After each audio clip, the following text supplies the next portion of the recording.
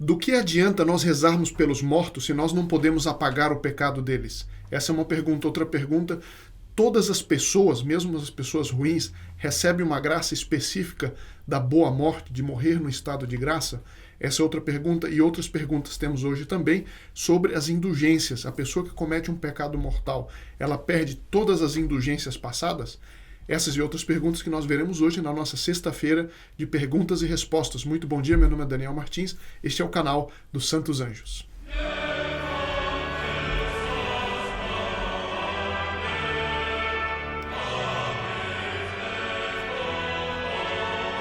Salve Maria, muito bom dia a todos que nos acompanham, bem-vindos também os que estão chegando agora. Conhecer o mundo maravilhoso dos santos anjos, da doutrina católica, saber como atrair a ação dos anjos para o nosso dia a dia, afastar a influência do demônio, esse é o objetivo das nossas conversas aqui no canal dos Santos Anjos, um apostolado que vai crescendo dia a dia a mais. E na sexta-feira nós temos o hábito de respondermos algumas perguntas colocadas nos comentários, e essa semana foi especialmente rica em boas perguntas e em bons comentários. Nós vamos ver algumas delas aqui.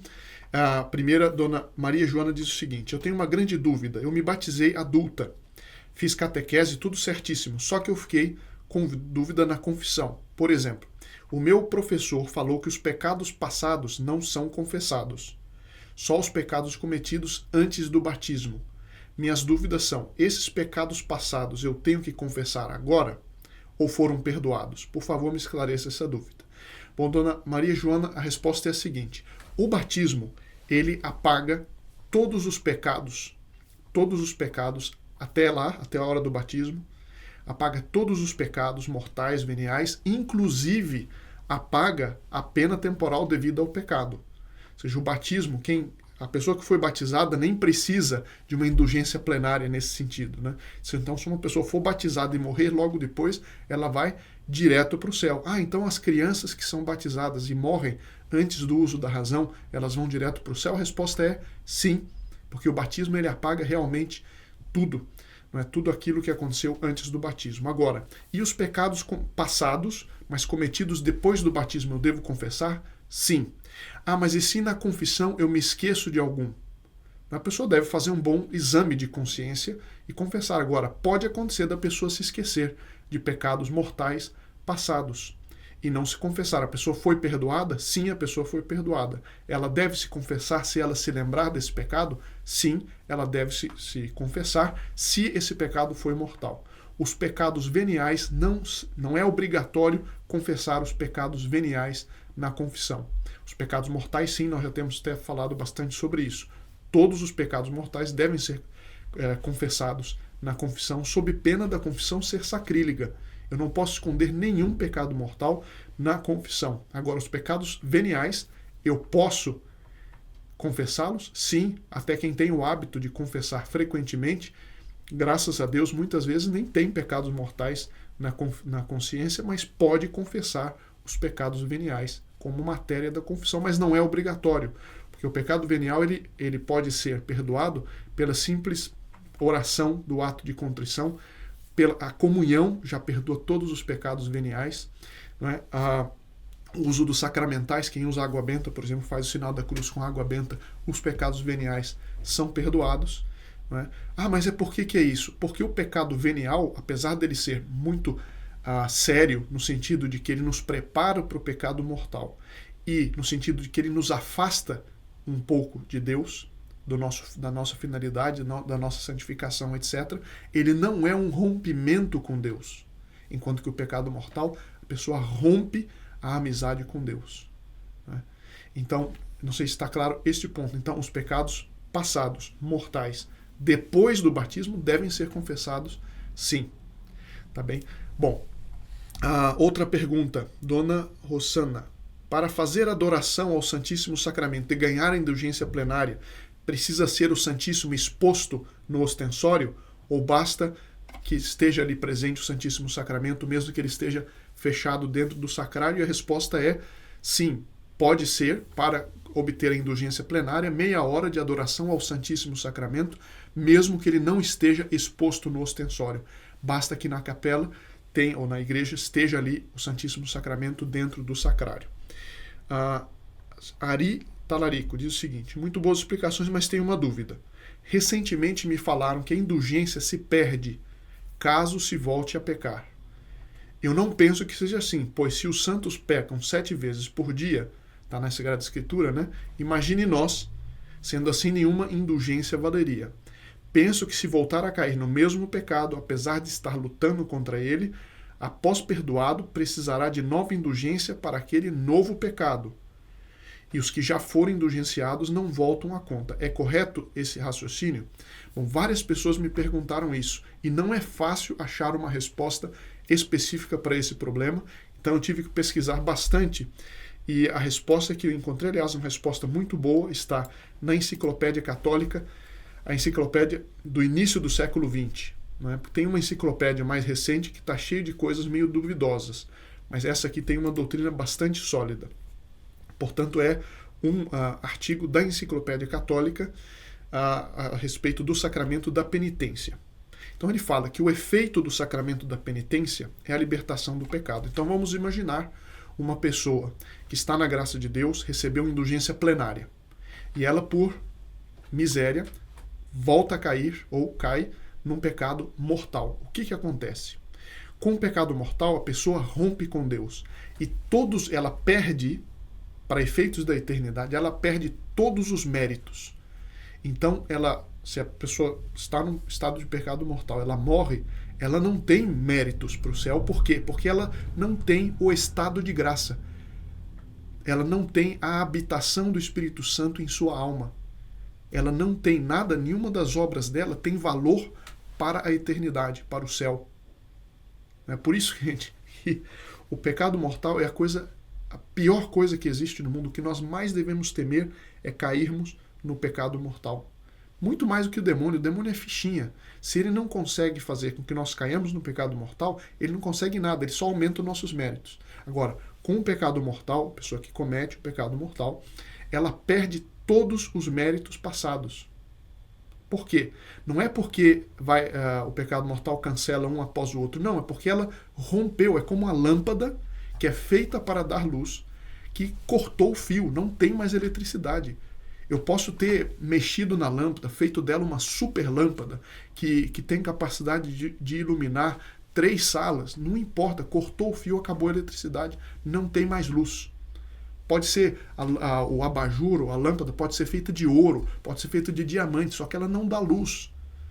Né? Ela é feita para dar luz. Assim, o ser humano foi criado por Deus, né, de tal maneira a ser capaz de receber em si a graça de Deus, de receber em si a habitação da Santíssima Trindade, né, e com os méritos, com a luta, ganhar esses merecimentos para o céu. Agora, por mais merecimento que a pessoa tenha, pode até ser quase um santo, certo? Ele cortou a graça de Deus, ele cortou aquilo que lhe dá a vida sobrenatural. Então não importa se é de ouro, se é de prata, se é de latão, a lâmpada não dá mais luz. O ser humano, sem a graça de Deus, não tem mais, as suas obras não têm mais valor eterno, sobrenatural para o céu.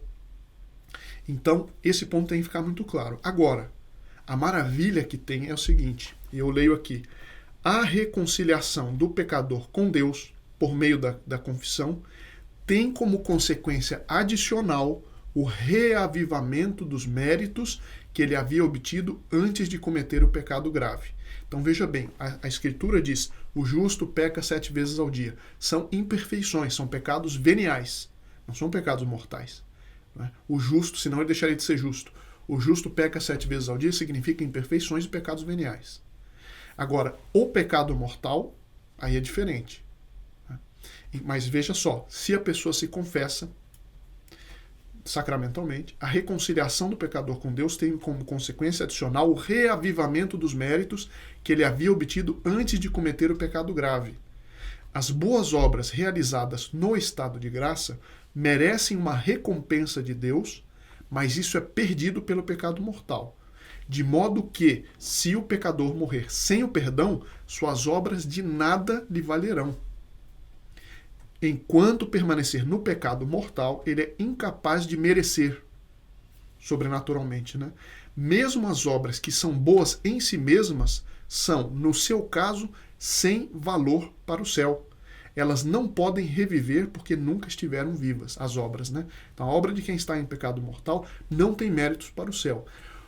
As boas obras, as orações de quem está em pecado mortal, se ela tem intenção de se converter, elas vão obter a graça da conversão, isso sim. A pessoa deve rezar ainda que ela esteja em estado de pecado para que ela deixe esse estado. Ela vai obter forças para voltar ao estado de graça. Isso é uma outra história. Mas elas não têm valor para o céu, né? Para a eternidade. Mas uma vez que seu pecado é cancelado pela penitência, veja, uma vez que o pecado mortal é cancelado pela penitência, quer dizer, pelo sacramento da penitência, ele recupera não apenas o estado de graça, mas também todo o estoque de mérito que antes do pecado grave havia sido colocado em seu crédito. Então, com a confissão bem feita, nós retomamos todos os méritos. Né? Todos os méritos. E aqui se pode concluir que, portanto, também as indulgências anteriores. Acontece que, com o pecado mortal, eu tenho novo débito que deve ser pago pelas indulgências, por exemplo. Né? Esse novo pecado mortal, que foi perdoado na confissão, a pena eterna foi perdoada, mas resta a pena temporal devida àquele novo pecado. E aquilo eu devo refazer pelas boas obras e pela indulgência. Então, a pessoa não perde nada, pelo contrário, ela ganha tudo em obter, depois dessa confissão, obter também uma indulgência plenária. E com isso ela pode ter certeza que, então, toda a pena temporal devido ao pecado foi remida, inclusive daquele novo pecado mortal que a pessoa confessou. Nesse ponto, diz aqui, os teólogos são praticamente unânimes. O único impedimento para a obtenção da recompensa é o pecado, ou seja, a recompensa de cada ato é o pecado. E quando o pecado é removido, o título anterior, por assim dizer, é revalidado. Por outro lado, se não houvesse essa revalidação, a perda do mérito, uma vez adquirido, seria equivalente a uma punição eterna, seria o que seria absurdo. Então, sim, a pessoa retoma todos os méritos anteriores, no entanto, ela tem que expiar por aquele novo pecado. Ora, expiando por esse novo pecado, se a pessoa obtém uma nova indulgência plenária, como o nome diz, plena, né, tudo fica remido novamente. Espero que isso tenha esclarecido esse ponto. Se não, por favor, coloquem mais nos comentários. E se eu achar mais material nessa matéria, eu venho trazer no canal. Mas vamos para a próxima. Quem comunga espiritualmente por ter sido divorciado e não adquiriu nulidade do casamento, vale para a aquisição de indulgência? Eu vou ler um outro comentário e vou responder em seguida. Fabrício diz o seguinte: sou assíduo, prezado Daniel, sou assíduo no canal, muito devoto há muitos anos de todas as práticas católicas. Porém eu vejo, por seus esclarecimentos, que a mim não há muito que possa ser feito. Sou divorciado e recasado. Na Santa Igreja ainda não consegui anulação. Portanto, há mais de 20 anos, meu estado de graça é impossível. Comungar é proibido. Todas as minhas práticas, terço diário, leitura diária da Bíblia, livro de santos, todas as missas, muito e frequente caridade, não resultam em indulgências ou qualquer benefício, pois vivo e morrerei em pecado grave. Não sei mais o que posso fazer. Depois de todos os anos de intensa devoção, esta questão está tirando minha fé e esperança de redenção junto a Nosso Senhor. Por conta disso, por vezes, penso até em desistir da fé. Não vejo saída para mim. Senhor Fabrício, eu menciono o nome porque o senhor colocou aqui. Eu aproveito para responder os dois comentários de uma vez. O primeiro esclarecimento é que não existe anulação de casamento, certo? Não existe anulação de casamento. Se fala assim popularmente. Mas existe a declaração de nulidade. O que é isso? A declaração da igreja de que o casamento nunca foi válido. Aquele casamento nunca foi válido. Por quê? Porque aquilo que Deus uniu, aquele que está legitimamente unido em matrimônio, o homem não pode separar o que Deus uniu, tá? Na própria Sagrada Escritura. Então, se o casamento foi válido, ou seja, se aquele primeiro casamento foi válido, qualquer outro casamento, enquanto a primeira esposa ou o primeiro esposo não morrer, aquele outro casamento não é casamento. Então não existe anular o casamento que foi válido. Existem casos, vários casos, seria um outro vídeo, existem vários vídeos sobre isso. Existem casos em que o casamento ele não foi válido, mas não foi desde o começo, por algum vício da próprio relacionamento, enfim, por alguma questão, porque um dos cônjuges era estéril e não sabia e não contou para o outro, enfim. Existem vários casos em que desde o início não foi válido, certo? E essa declaração a igreja pode fazer. Declara, dados os fatos ocorridos, que desde o começo o casamento não foi válido.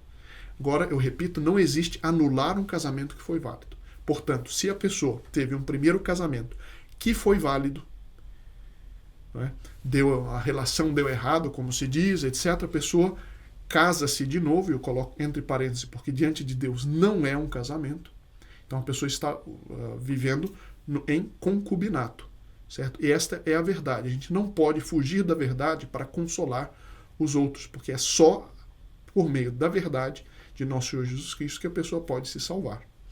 Agora, o Senhor diz assim, quer dizer então que todos os meus atos não têm mérito para o céu? Eu digo, eu não tenho como julgar se eu, aqui não tenho como julgar, não conheço o Senhor, eu estou apenas dizendo pelo que o Senhor colocou aqui. Eu não tenho como julgar se o casamento do Senhor foi válido ou não foi.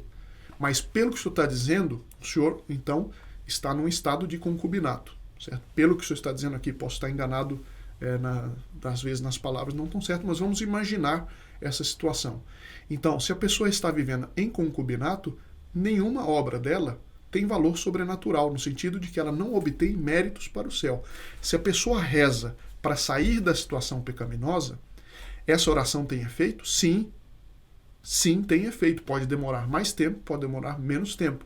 Se a pessoa está rezando e fazendo boas obras, elas têm um certo valor de alcançar de Deus que eu me converta, certo? Mas não tenho como obter indulgência se eu não estou em estado de graça.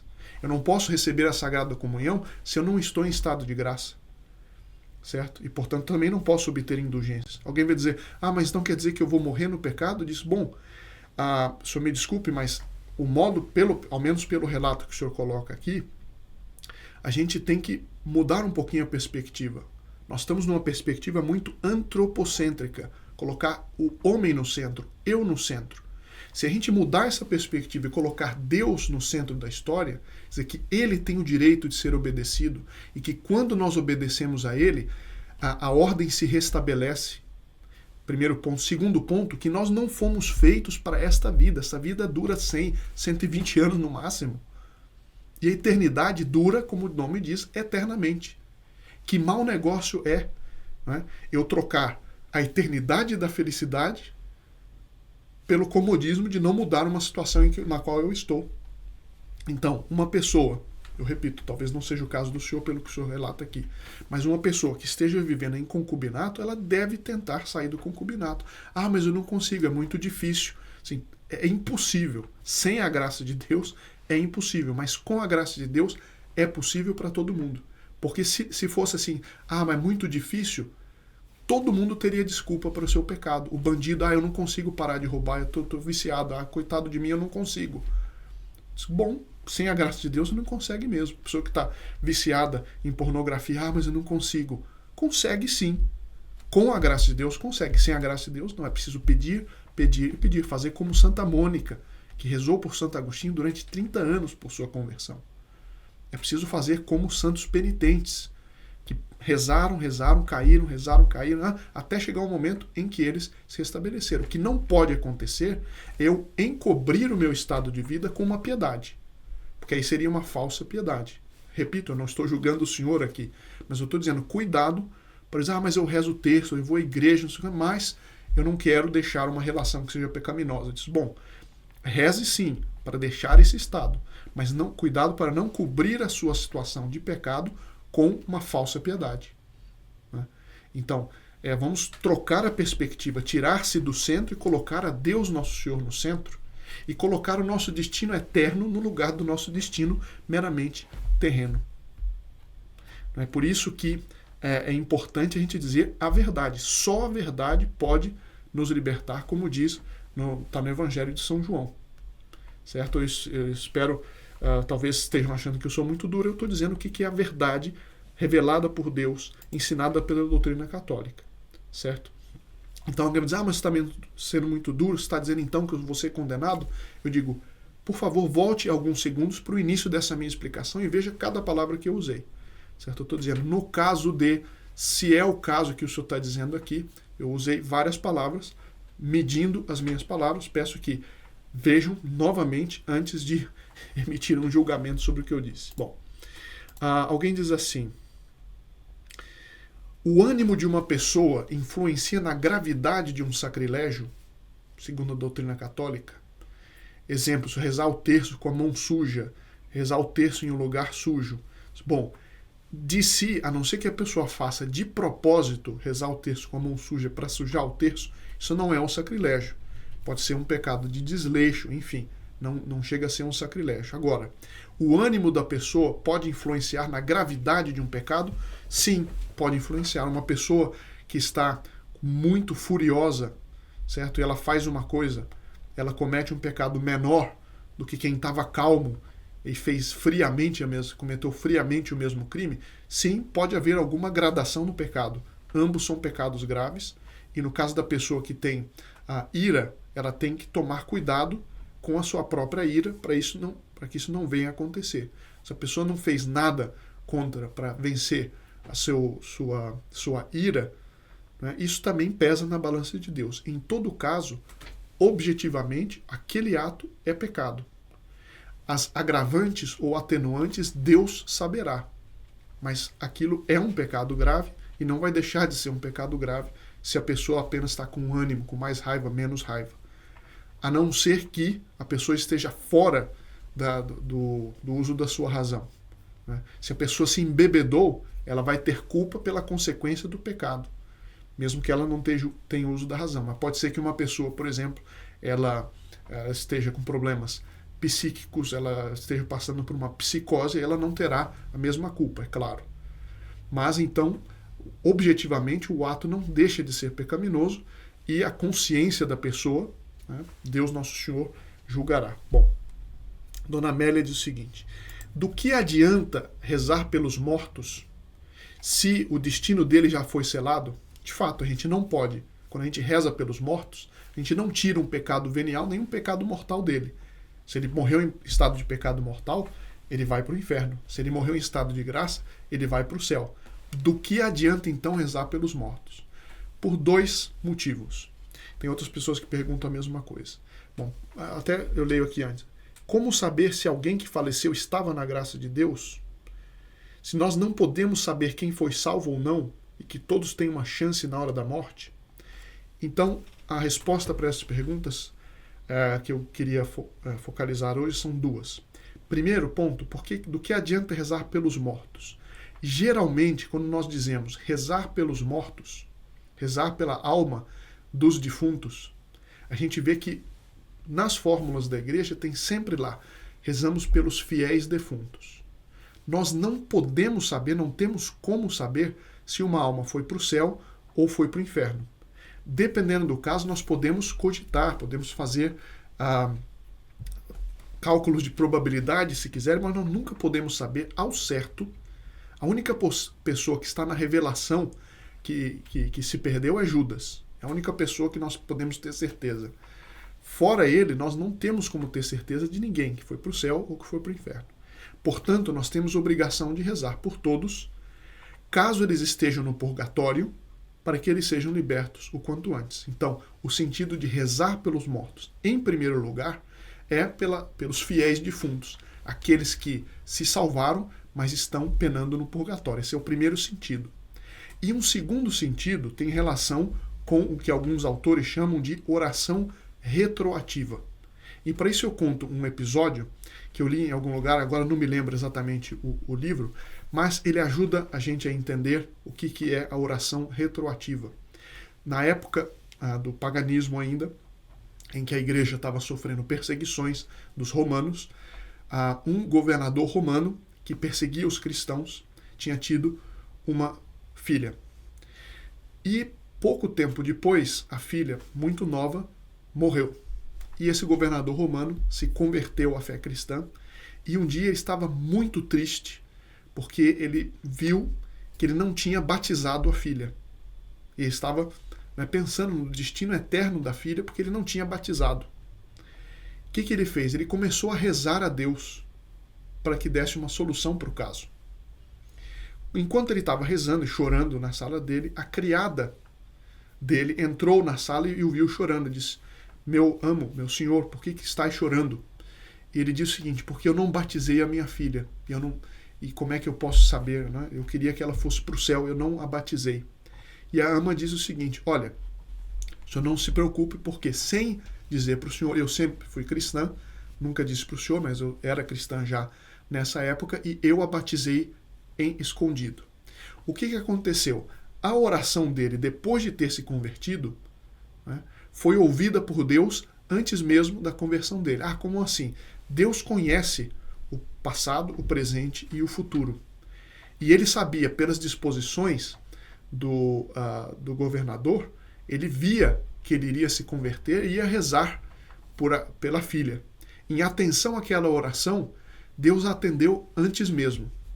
Antes mesmo, isso é chamado assim, oração retroativa. Nós podemos rezar para coisas do passado? Podemos rezar. Podemos rezar. Agora, isso fica diante da providência de Deus, que vai decidir a respeito dessa nossa oração retroativa.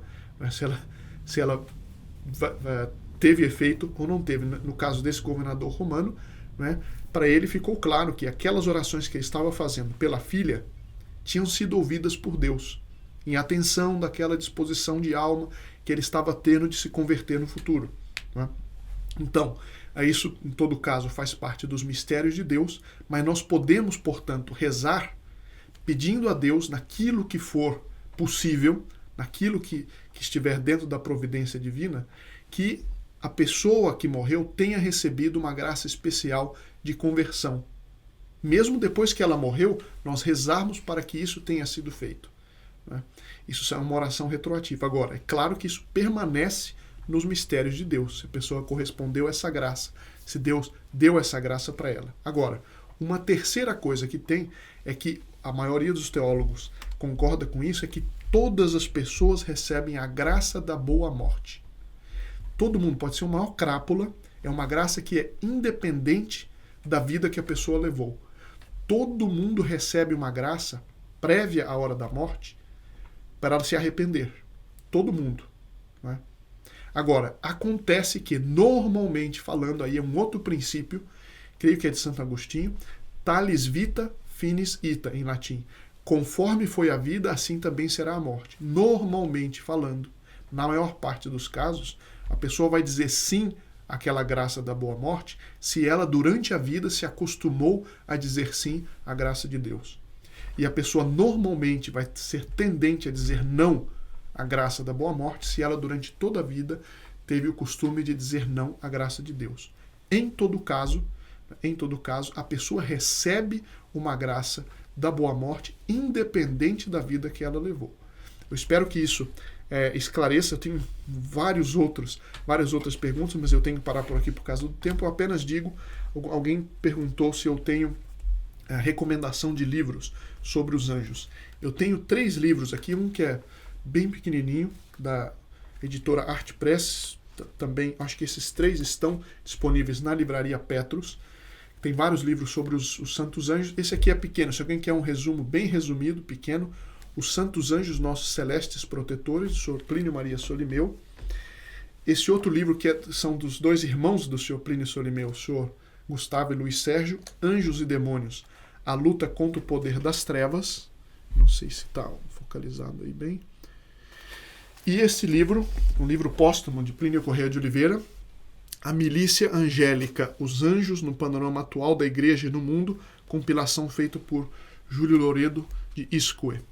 Então, esses 3 livros estão disponíveis, basta colocar no Google e estão disponíveis na livraria. Creio que todos os 3 estão disponíveis na livraria Petrus. São os 3 que eu gostaria de recomendar hoje. Muito obrigado. Por favor, coloque nos comentários se tem alguma dúvida ou objeção com relação ao que eu disse hoje. E nos vemos na segunda-feira, se Deus quiser.